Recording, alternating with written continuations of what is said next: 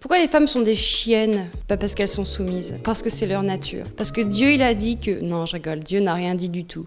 C'est la nature qui a dit que... Non, en fait, c'est les hommes qui ont fait dire à la nature que la nature des femmes, c'était d'être bien soumise la chienne. Oh, la bonne chien-chienne. Oh, la bonne chien-chienne. Ah oui, c'est qui veut sa friandise? Hein? C'est qui veut sa friandise? La friandise étant un maricogneur. Oh... protecteur, un toit, des enfants, du travail domestique, un peu de secrétariat et à chaque nouvelle lune un bon coup de Oh waouh, stop. Non, en tant que femme, je ne peux pas me permettre de parler comme ça, donc mes excuses. On reprend en toute docilité, féminité. Aujourd'hui, on va parler d'hétéropatriarcat et qui est le seul modèle qui nous a été proposé et c'est un modèle qui dit que papa c'est un garçon qui domine et que maman c'est pas une grosse Oh waouh. Pardon, c'est vraiment difficile pour moi. Désolée. Bref, l'hétéropatriarcat, c'est une organisation politique, économique, scientifique, religieuse, philosophique, sociale et amoureuse qui dit que déjà, à la base, tout le monde est hétérosexuel.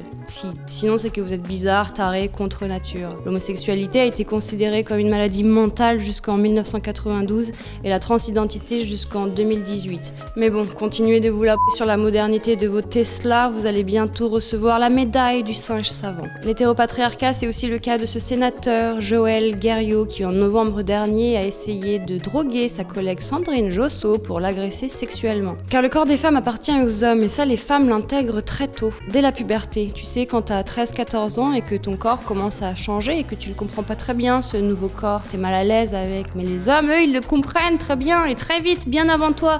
Ils comprennent qu'il y a un cul qui est en train de s'empâter sous ce jean et qu'ils ne peuvent pas rater ça.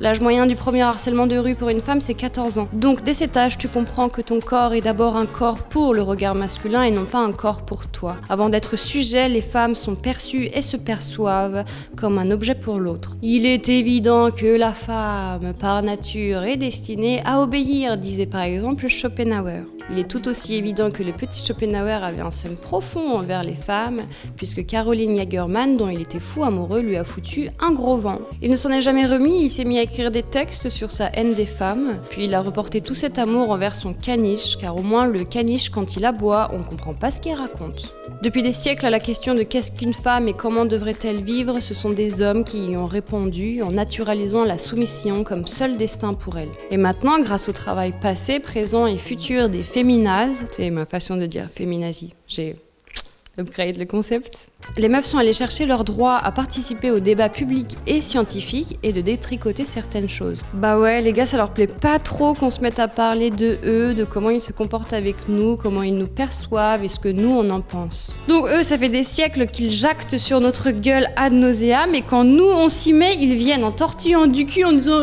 excusez-moi, mais c'est peut-être un peu dangereux cette hyperféminisation des sciences, on pourrait arrêter de tout ramener au genre et de parler de bagnole, vroom vroom la puissance. Mais bon, vous inquiétez pas les gars, la soumission à un modèle hégémonique ton père, c'est aussi votre lot, mais bon, vous aimez trop le déni. Si, par exemple, quand vous êtes obligé de vous la jouer mal alpha pour pavaner devant les copains, pour bien montrer que vous n'êtes pas des tapettes, bah vous êtes des bons soumis. Ou quand vous faites le bon chien de garde face à vos patrons, n'arrivant pas à décoller votre langue de son trou du cul en espérant vous faire une place dans les plus hautes sphères du pouvoir, bah là aussi vous faites de bons soumis. Donc bienvenue au club mes frères, on est ensemble. Bisous, bisous chers.